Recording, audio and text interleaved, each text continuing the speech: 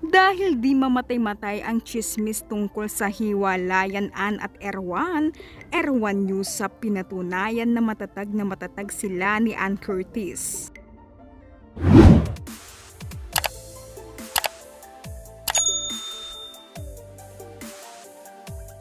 Muling tinuldukan ni Erwan Yusap ang chikang hiwalay na sila ng kanyang misis at TV host actress na si Ann Curtis. Ayaw kasing tantanan ng mga marites ang mag-asawa, kaya eto na naman hindi na nakapagtimpi si Erwan at napapost ito sa kanyang Instagram account ng larawan nila ni Ann na kung saan nakangiti at masaya silang kumakain sa isang restaurant sa Singapore.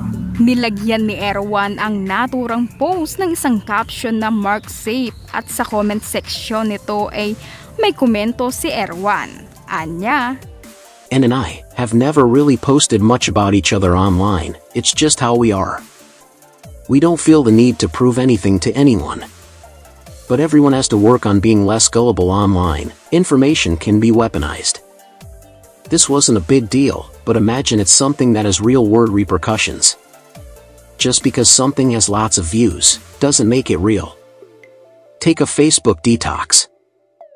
yan mga marites, di lang talaga gaanong nagpo-post sina Ann at Erwan na magkasama dahil di naman kailangan na ipakita at patunayan sa online na matatag sila dahil alam nila sa isa't isa na okay sila at mahal na mahal nila ang isa't isa.